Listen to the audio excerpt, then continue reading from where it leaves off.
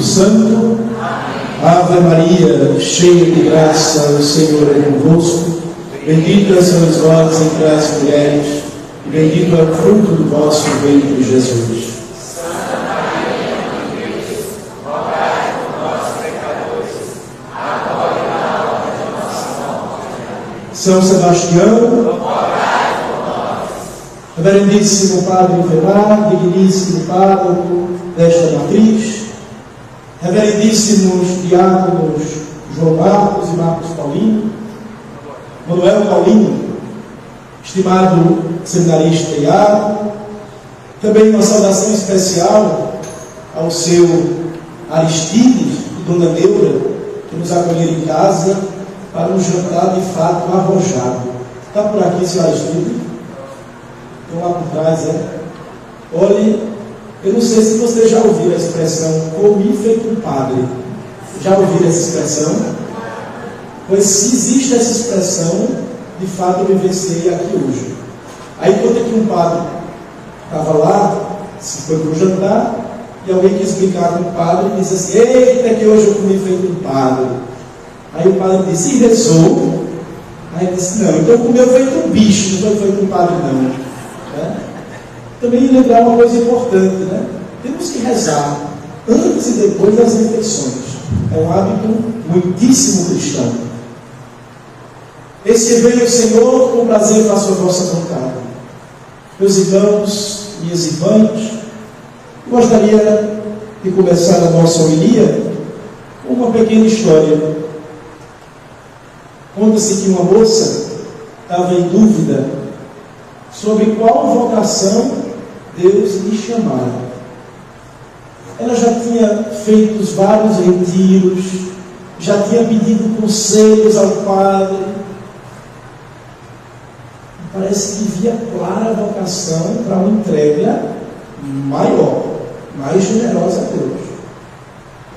E um dia ela estava rezando na igreja, viu uma imagem de Nossa Senhora com o menino nos braços, e ela disse: vou rezar para essa imagem agora. Aí olhou para a imagem e disse: minha Nossa Senhora, matrimônio ou celibato? Aí o menino Jesus respondeu assim: celibato. Aí ela regalou os olhos e disse: cala a boca, menino, estou falando de tua mãe, e saiu correndo da igreja. Não quis responder ao chamado de Deus. A liturgia desse segundo domingo do tempo comum nos fala precisamente de vocação. Hoje nós vimos a vocação de Samuel na primeira leitura, e no Evangelho, no primeiro grupo, a vocação dos primeiros apóstolos, João e André, e logo depois a chamada de Pedro. Deus chama-nos a uma vida de intimidade consigo. E aqui nós temos algumas características do verdadeiro chamado. como descobrir a verdadeira chamada de Deus em nossa vida? Uma primeira característica é: a iniciativa sempre é de Deus. Sempre Deus se antecipa, ou como gosta de dizer o Papa Francisco, Ele nos primeireia. Ele sempre está à nossa espera. Ele que dá o impulso inicial, que mexe com o nosso coração, que nos abre horizontes generosos para segui-lo de uma maneira mais intensa, mais profunda e sem volta. Essa é a chamada de Deus nas nossas vidas. Conta-se que Cortés, quando chegou aqui nas Américas, a primeira coisa que ele fez, sabe o que foi? Mandou queimar os barcos tudinho. Por que ele mandou queimar os barcos? Para que ninguém se arrependesse e quisesse voltar. Nós podemos pensar que a nossa entrega a Deus, no nosso seguimento a Jesus, nós nos deixamos as ferramentas. Ele deixou as ferramentas para, se precisasse, construir novamente. Queimamos os barcos. Queremos seguir ao Senhor, porque sabemos que a iniciativa é dele. O nosso chamamento é uma resposta ao Deus que nos ama com loucura. Agora, nós não podemos confundir essa chamada de Deus como se fosse algo restrito a poucos. Deus chama os padres, Deus chama as freiras, a mim não me chama, continuo aqui com minha vida. Isso é mesmo pensar dessa maneira. A chamada de Deus é para todos. Veja o que nos diz a Sagrada Escritura: elege de nós ante mundo e constituição. Escolheu-nos antes do mundo ser criado, uti essem santi conspectu eius, para que fôssemos santos na sua presença. Antes mesmo de Deus te criar, Ele pensou em você. Ele disse: eu vou fazer uma parceria. Deus criou parceiros. Ele criou pessoas com quem Ele pudesse fazer uma parceria de amor. E Ele tem um projeto grandioso na vida de cada um de nós. Por isso que a igreja coloca na liturgia do início do tempo comum, veja quantas festas nós passamos: Natal, Epifania, Maria Mãe de Deus, Batismo do Senhor, Sagrada Família, e agora voltamos na tranquilidade e na paz do tempo comum. Aqui eu nem posso dizer que voltou na tranquilidade, porque já está no meio de uma festa. Mas a gente pode pensar: o que o tempo comum quer dizer a cada um de nós?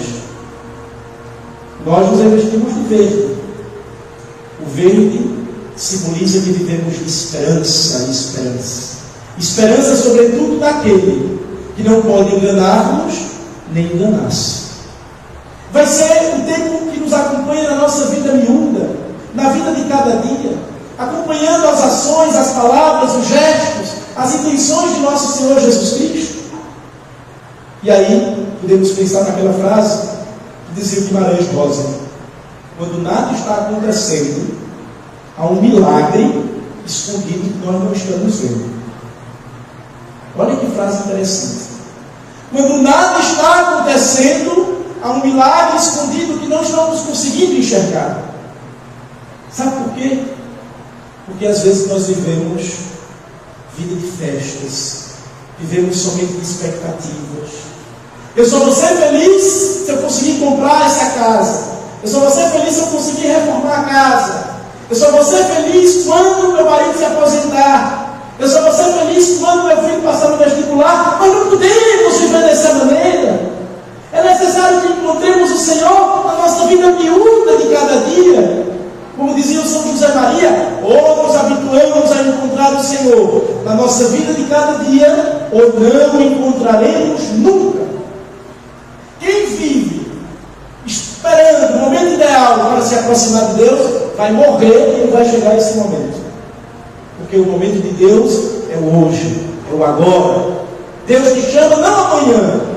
Quando o Papa Bento XVI estava diante da primeira jornada mundial da juventude, ele olhava para os jovens e dizia: jovens, não tenham medo de se entregar a Nosso Senhor. Deus os quer santo. A igreja necessita de vocês hoje. Já se costuma dizer: os jovens são o futuro da igreja. E o Papa Bento XVI dizia: não, Vocês são hoje, porque no amanhã vocês não serão mais jovens.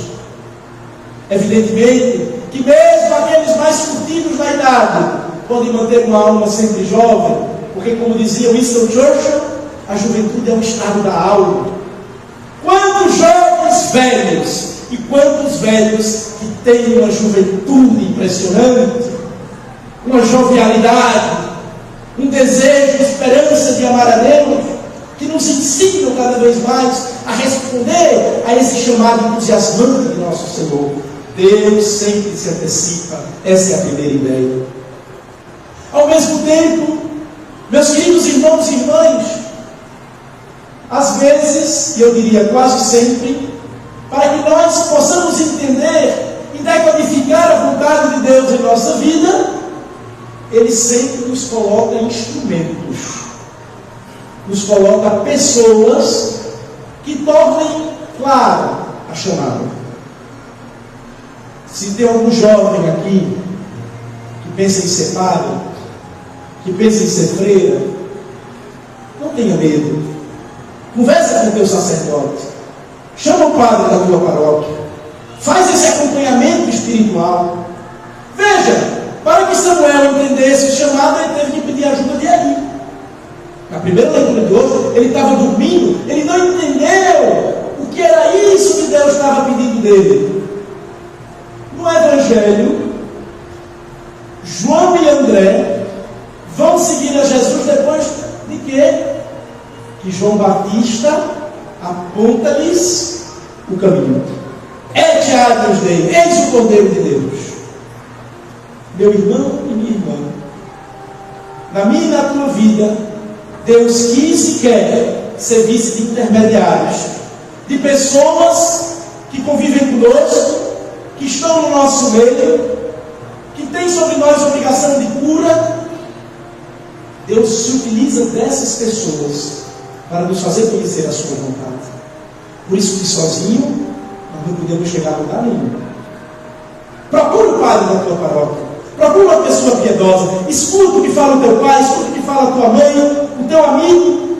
Ali estará subentendida também a vontade de Deus na tua vida. Também essa é uma ideia. Precisamos de intermediadores. A igreja é, portanto, esta ponte, este elo entre o homem e Deus. Mas quantas desculpas, quantas covardias, quantas mesquinharias de nossa parte. Temos medo, somos frouxos, começamos até com muito entusiasmo para seguir o Senhor, mas depois afrouxamos na chamada. Parece que já não tem sentido. Cadê aquela vibração inicial dos primeiros anos?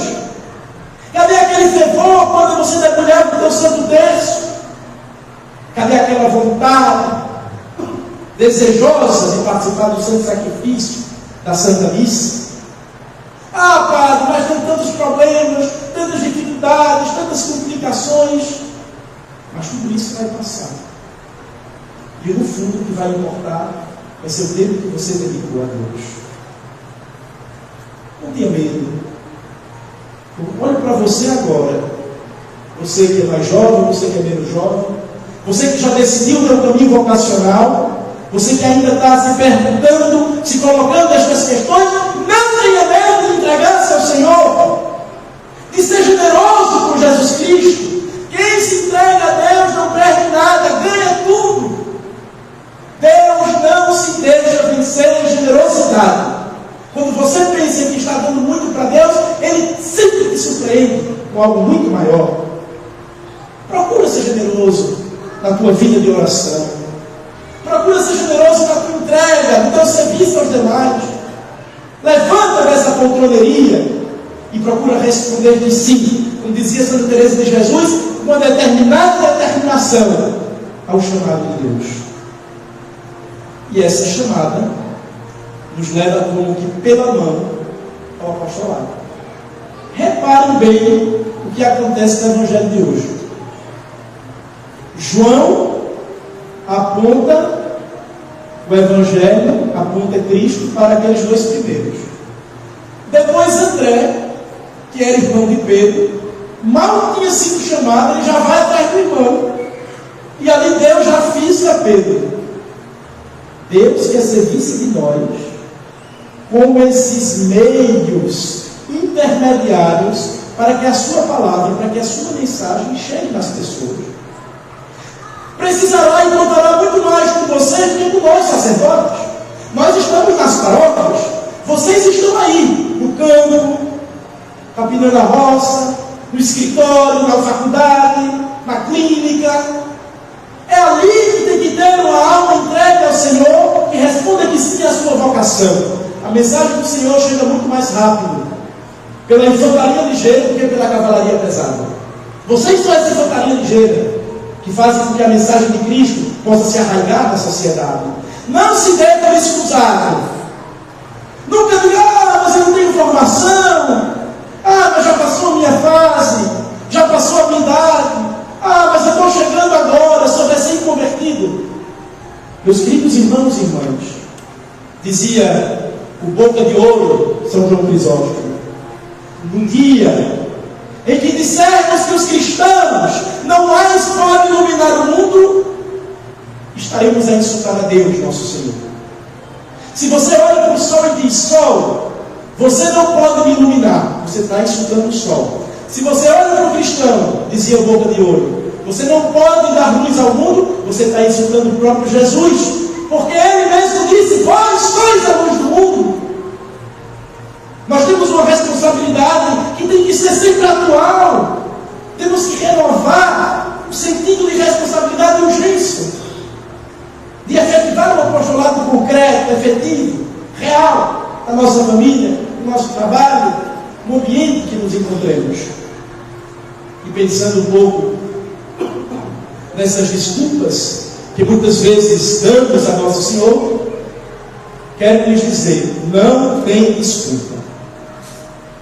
Não tem desculpa para não fazer apostolado. Vende as tartarugas, vende os patinhos, nascem, já vão direto para o mar. Não precisa esperar crescer. Como é que se faz apostolado? Fazendo. Não precisa fazer pregação, nem agora eu vou te ensinar a Bíblia. Não é isso. O apostolado cristão trata-se de amizade e confidência. Amigo, amigo. Como é comum? Só fulano levou lá para a igreja, cara, é muito legal, tem um padre simpático.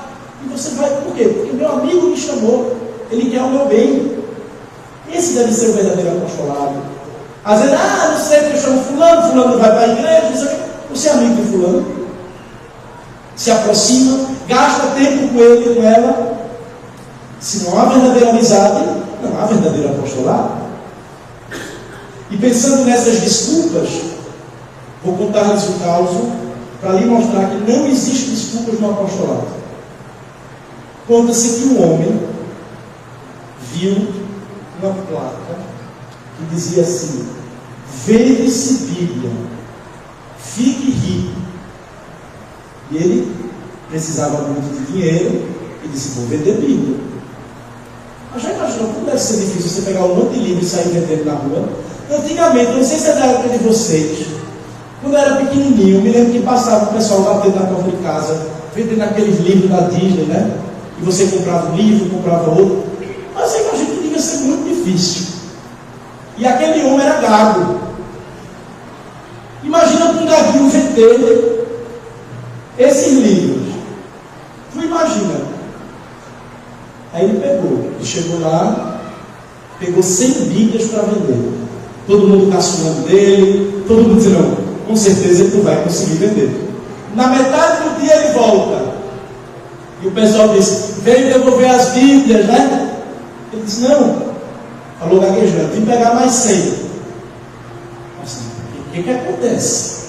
Nem os antigos vendedores conseguiam vender 10 Bíblias no dia, ele tinha vendido 100 e agora queria vender mais. Ao término do dia, tinha vendido tudo. Um caso para ser estudado. Perguntaram para ele, como é que você conseguiu vender essas Bíblias todinha?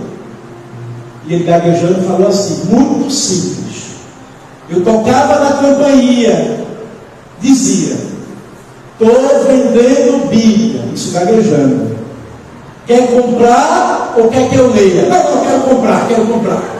Todo mundo já... Repare bem, aquele homem usou uma limitação natural para fazer o seu mistério, o seu trabalho. Nós também podemos utilizar as nossas limitações, que quer que seja, e usarmos a nosso favor, a favor de Jesus Cristo, a favor da sua Santa Igreja. Por isso não temos desculpas. Ninguém deve ser excusado. Deus conta com cada um de nós para fazer com que a mensagem do nosso Senhor possa se implantar. Temos que ser uma injeção intravenosa na corrente sanguínea da sociedade que transforma o mundo desde dentro. É necessário que tenhamos a ousadia, o atrevimento de São Sebastião, deste santo que veneramos aqui nesta paróquia. Vejam quantas dificuldades não se levantaram na vida de São Sebastião. Ele era saudado de Cristo. Mais difícil do que lutar contra o imperador foi levar até as últimas consequências os compromissos inicialmente assumidos. Quantas dificuldades! Imagina se São Sebastião dissesse: bom, se o império aqui não quer que eu seja cristão, então já não tem problema, vamos colocar licença aqui para o imperador e assim tocamos a nossa vida. Seria mais um medíocre. Não seria lembrado hoje com honras nos altares. Deus espera de cada um de nós uma ousadia, um atrevimento do Espírito Santo, para que possamos nos empenhar neste apostolado, que não é nosso, é de Deus. Mas, meus irmãos e minhas irmãs, se não tivermos vida interior, se não tivermos intimidade com Cristo, de nada valerá o nosso apostolado. Olha outra frase de São José Maria: a tua vida de apóstolo vale o que valer a tua vida de oração. Imagina se a gente vivesse de pastoral em pastoral. Estou na certa pastoral, já quero entrar na oitava e vivo de um lado para outro, carrego a para um lado, faço para outro, sou pai para toda hora na igreja. Se eu não rezo, não serve, não sirvo para nada. Estou ao reino de Deus. A nossa vida de apóstolo valerá o que valerá a nossa vida de oração. Portanto, cada festa do padroeiro, eu gosto de dizer que é como que um retiro espiritual. Temos festa, temos vinho,